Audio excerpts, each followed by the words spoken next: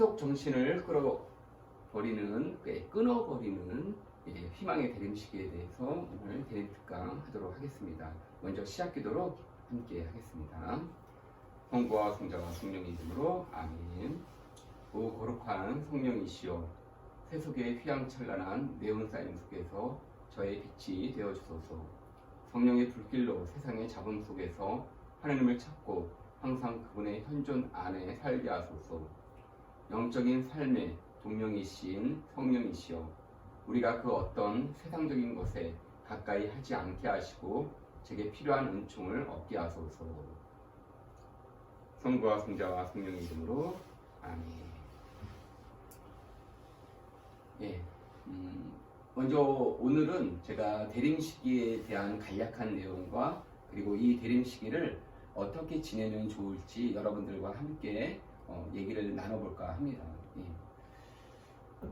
여기 보면 이제 대림이라고 이렇게 나와 있죠. 근데 제가 이제 한자를 찾아보니까 이 대림이 기다릴 때 이말림자더라고요. 그러니까 누군가 오실 사람, 임할 사람을 기다린다는 그런 뜻을 가지고 있더라고요.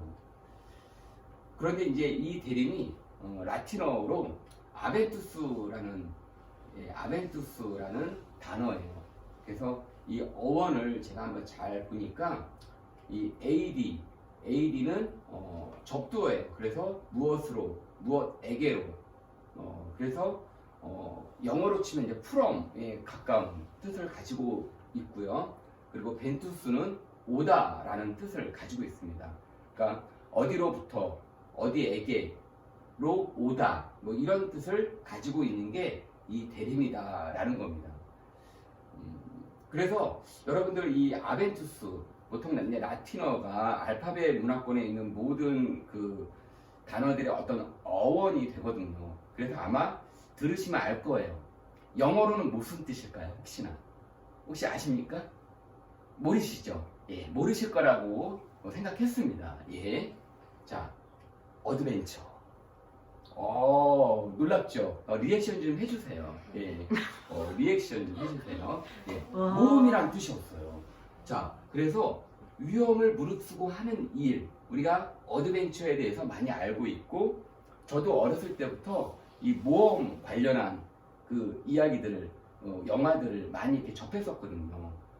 대표적으로 제가 이제 기억 속에 남는 거는 인디아나 존스 시리즈물. 예, 그거 참 재밌게 봤었던 것 같아요. 그래서 그 영화를 떠올려 보니까 모험이 이런 거구나.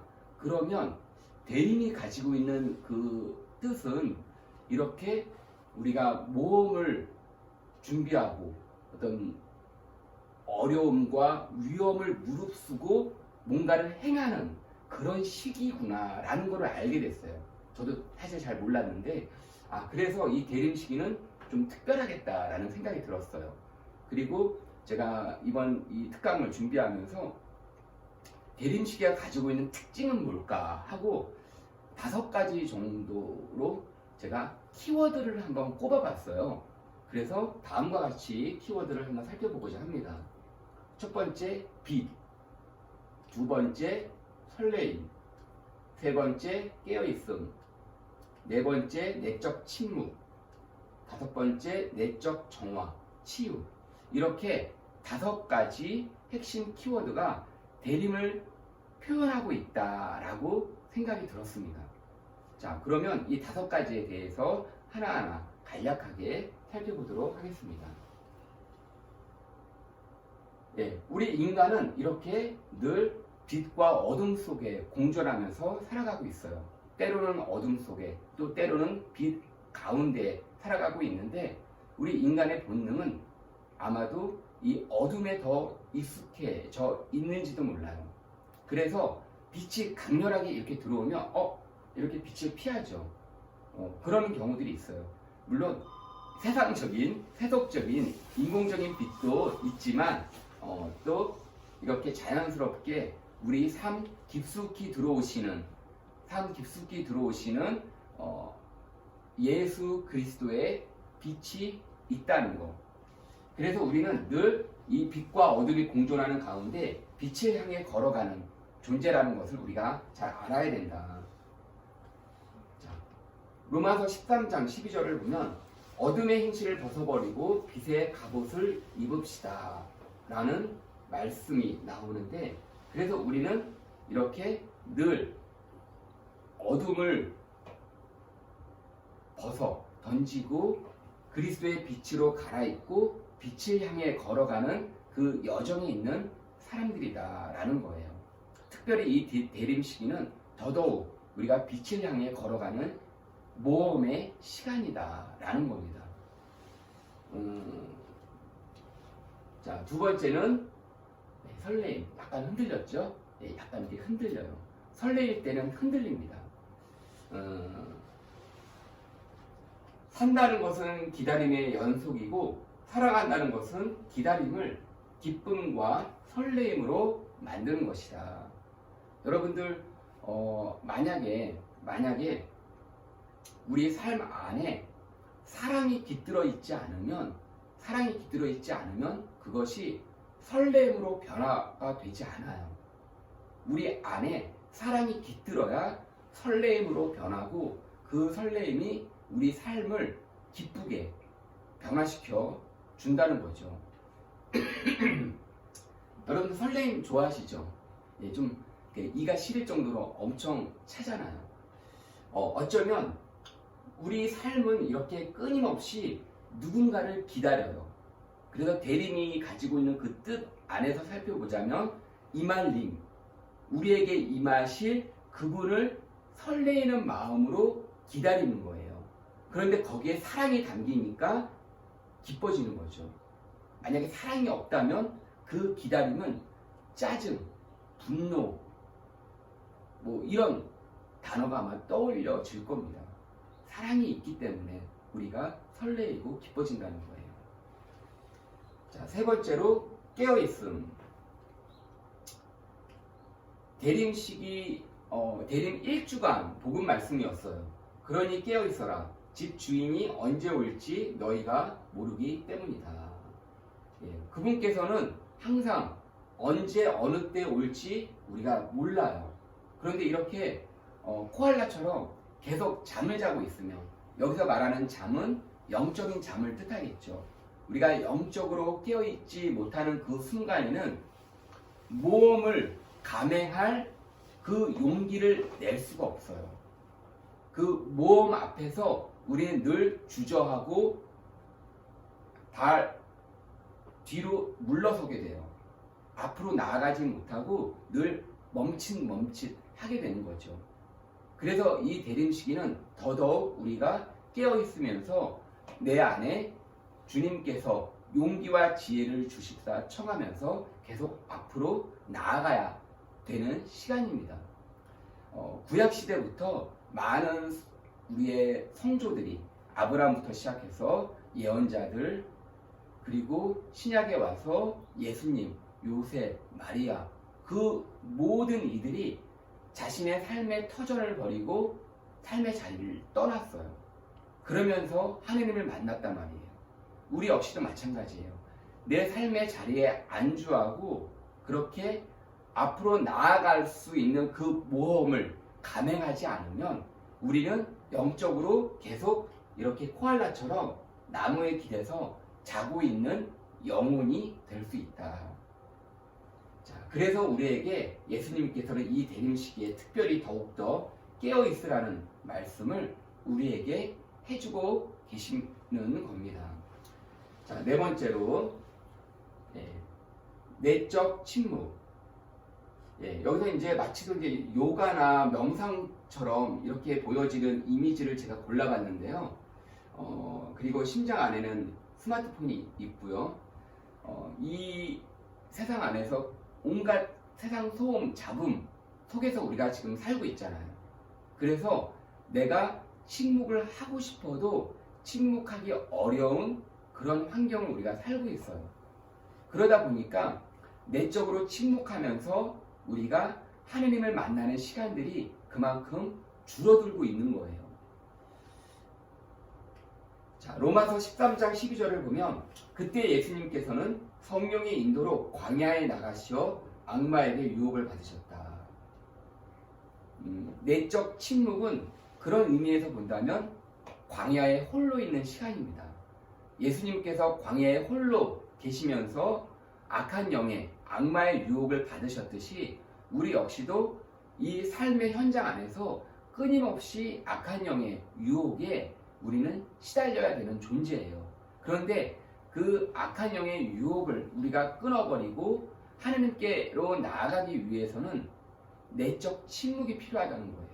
내적 침묵이 없으면 그것들을 이겨내기가 쉽지 않다는 겁니다.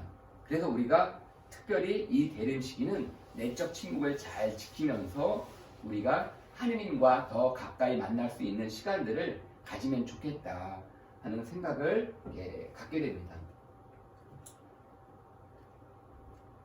네, 다섯 번째로 내적 정화 혹은 치유의 시간이라고 제가 꼽아봤는데 에베소서 4장 17절에서 24절 옛 인간을 버리고 여러분의 영과 마음이 새로워져 진리의 의로움과 거룩함 속에서 하느님의 모습에 따라 창조된 새 인간을 입어야 한다.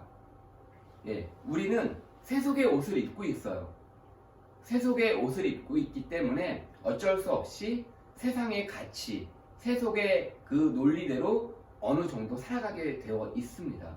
그걸 완전히 벗을 수가 없어요. 자, 그런 가운데 우리가 우리의 영과 마음이 새로워지기 위해서는 그래서 진리의 갑옷을 입고 의롭게 우리가 살고 거룩하게 살기 위해서는 매 순간순간 그리스도의 옷으로 갈아입어야 된다는 거죠.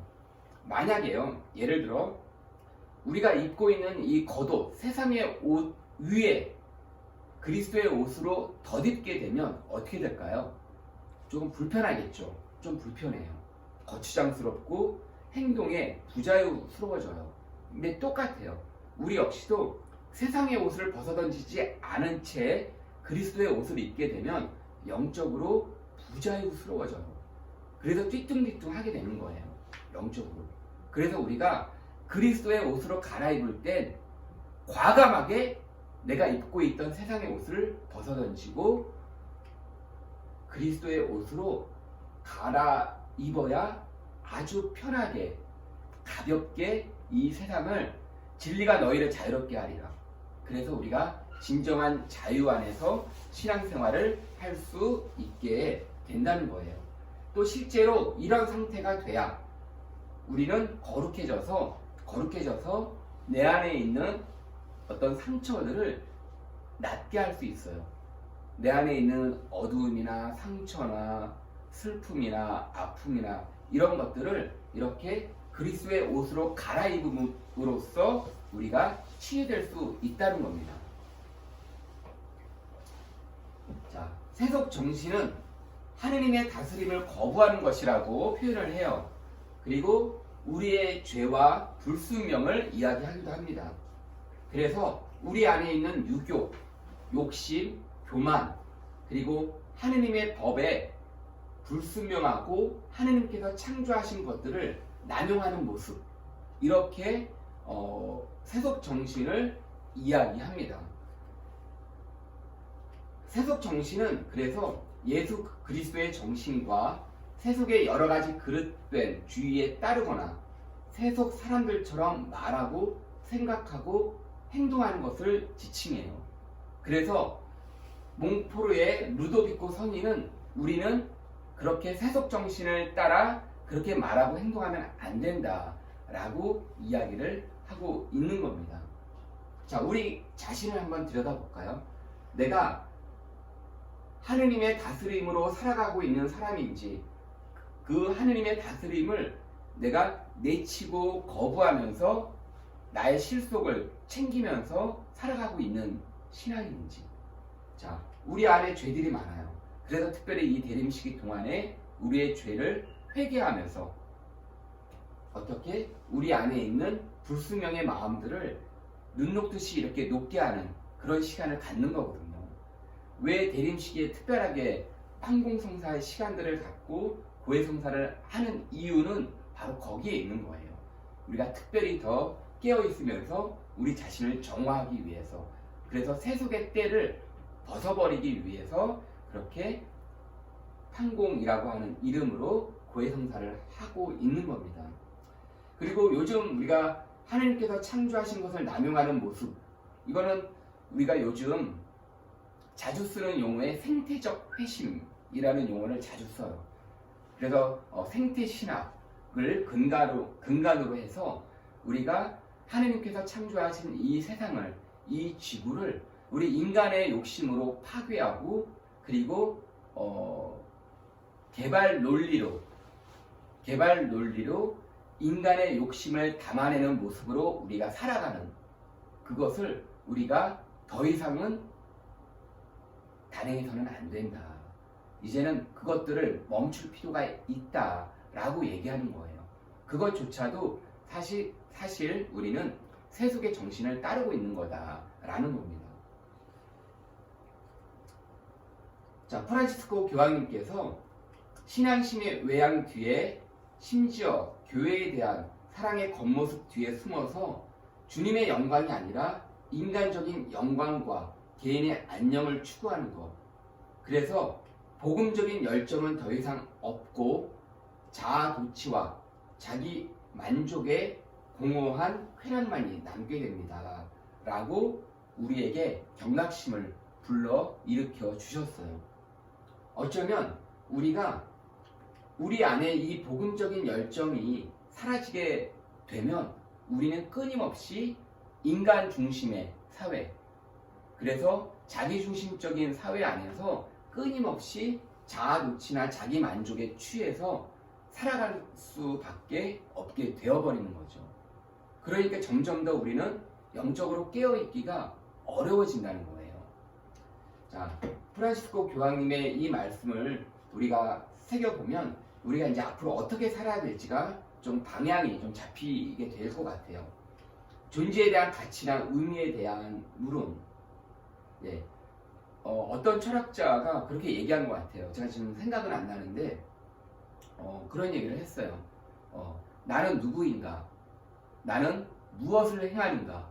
나는 무엇을 혹은 누구를 믿는가? 이 세 가지 질문이 우리 인간 삶 존재에 있어서 가장 중요한 세 가지 질문이다 라고 얘기를 했어요. 그런데 가만히 제가 생각해 보니까 이 세 가지 질문 중에서도 가장 중요한 질문이 있는 것 같아요. 뭐냐면 나는 무엇을 행하는가가 가장 중요한 것 같아요. 가운데 있는. 왜냐하면 내가 무엇을 해야 되는지를 분명히 아는 사람은 이미 나는 누구인가를 아는 사람이에요. 그런데 자, 그것뿐만이 아니라 내가 무엇을 해야 되는지 아는 사람은 이미 그 무언가를 믿고 있기 때문이에요. 그 믿음이 확실하기 때문에, 그 신념이 확실하기 때문에 이미 미래에 대한 방향이 설정이 되어 있는 거예요. 그래서 어디로 갈지 우왕좌왕하지 않아요. 정확하게 내 갈 길이 어딘지를 알아요. 그래서 어떻게 그 믿음을 가지고 내가 지금 이 자리에서 무엇을 행해야 될지를 알고 있다는 거죠. 저는 이 세 가지 질문 안에서 어떤 사람이 떠올랐어요. 누구냐면 세례자 요한이에요. 세례자 요한이야말로 바로 이런 사람이었다라고 생각이 들어요. 그래서 나는 누구이며 세례자 요한이 정확히 알고 있었죠. 나는 빛이 아니다. 나는 곧 오실 그분 앞에서 그분이 오실 길을 곧게 닦는 사람이다 라고 어제 아마 주일 복음 말씀이 그 말씀이었던 것 같아요. 그래서 정확히 내가 누구인지 알고 있었고, 그래서 하늘나라가 가까이 왔다. 회개하십시오. 그리고 물로써 세례를 받으십시오. 라고 선포를 한 거예요. 자, 그리고 어떻게 이제 과거, 현재, 미래가 이렇게 이 세 가지 철학적 질문 안에 하나로 꿰뚫어진다. 나는 무엇을 할 것인가? 지금 이 순간 대림 시기를 살고 있는 나는 무엇을 할 것인가? 그 질문 하나로 이렇게 모아진다는 거예요. 자, 그런 의미에서 존재에 대한 가치나 의미에 대한 물음을 우리는 늘 깨어 스스로에게 던질 수 있어야 된다. 지금 오염의 시대를 살고 있죠. 예, 아마 이 사진은 황사, 미세먼지 때 사진인 것 같아요. 지금 마스크와는 또 약간 또 차원이 다르죠. 자, 제 프로그래밍이라고 제가 이렇게 써놨는데 뭐냐면 이 시대는 이 시대의 흐름에 맞게끔 사고의 전환을 통해서, 즉 패러다임의 전환을 통해서 새로운 삶의 방향을 설정해야 되는 경우들이 많이 있는 것 같아요. 이 물질적으로 눈에 보이는 것만 급변하는 게 아니라 제가 이렇게 보면 영적인 부분도 급변하는 경우들이 있는 것 같아요. 그래서 영적인 부분에서도 똑같이 이 시대적인 흐름에 맞추어 어떤 방향을 제시해 줄 필요가 있다. 그런 의미에서 프로그래밍을 다시 갖춰 나가야 된다. 우리 교회도 혹은 우리 자신도. 자, 오염의 시대, 지금 코로나로 많은 어려움들을 겪고 있잖아요. 그렇죠? 그래서 많은 사람들이 혼란스러워하고 불안해하고 두려워하는 경우들이 있어요. 그 가운데서도 하나님께서 우리에게 던져주는 메시지가 있어요. 저는 그렇게 생각해요. 제가 길게 얘기할 수는 없지만 간략하게 요약해서 말씀드리자면 코로나는 우리에게 교회적인 혹은 신앙적인 쇄신을 얘기하고 있다는 거예요. 교회적인 쇄신을, 나의 신앙의 쇄신을 얘기하고 있는 거예요. 그래서 코로나의 이 시대적 상황들을 이렇게 지켜보면서 그 가운데 내가 할 수 있는 일을 찾을 수 있어야 된다라는 겁니다. 그걸 얘기하고 있지 않을까. 자, 그런 의미에서 나는 무엇으로 어떻게 살고 있는 사람인지, 나는 무엇으로 이 시간들을, 코로나를 겪고 있는 이 시간들을 내가 무엇으로 채우고 있는 사람인지, 그리고 무엇으로 생명을 채우고 내 이 가슴을 채우고 있는 사람인지 우리가 생각해 보면 좋겠다. 하나님께서 우리에게 늘 끊임없이 당신의 숨결을 불어넣어주고 계셔요. 지금 여기 계신 분들도 하나님이 계속 숨결을 불어넣어주고 계시는 거예요. 그래서 내가 지금 살고 있는 거예요. 내가 지금 살 수 있는 그 이유는 하나님에게서 비롯된다는 거죠. 그래서 우리는 그 숨결을 받아 어떻게 내 생명을 채우고, 그리고 성령으로 내 가슴을 뜨겁게 채워가면서 이렇게 살아가고 있는 거다라는 겁니다.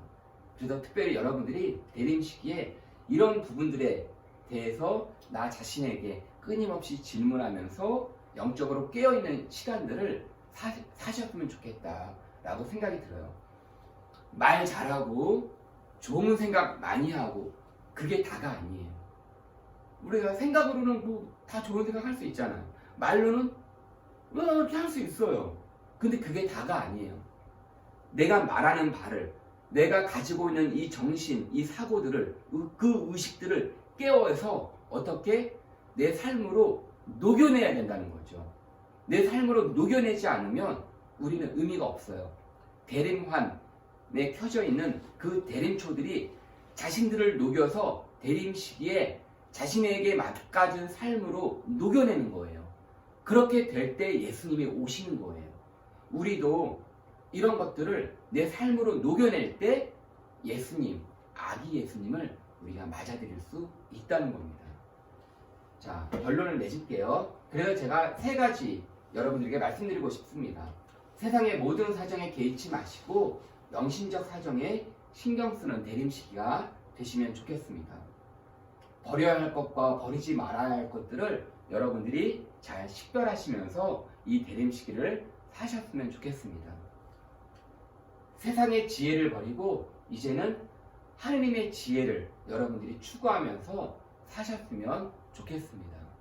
이 3가지만 특별히 이 대림 시기에 여러분들이 각별히 더 유념하면서 살 수 있다면 우리는 그 어느 해와 다른 특별한 뜻깊은 대림 시기를 보낼 수 있지 않을까 싶습니다. 여러분들 불안해하지 마시고 두려워하지 마십시오. 하나님께서 늘 우리 뒤에 계실 겁니다. 그러니까 걱정하지 마시고 어드벤처, 모험을 감행하십시오. 우리 모두는 할 수 있습니다. 안 하는 게 문제입니다. 하나님께서 우리를 도와주실 겁니다. 우리 다 같이 이 어드벤처, 정말로 기쁘고 행복한 이 어드벤처를 살아봅시다.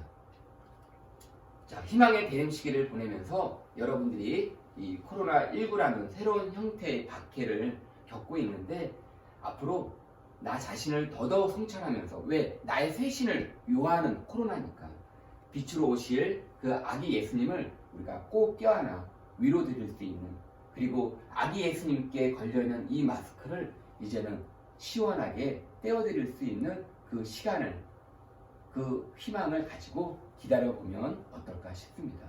예, 감사합니다.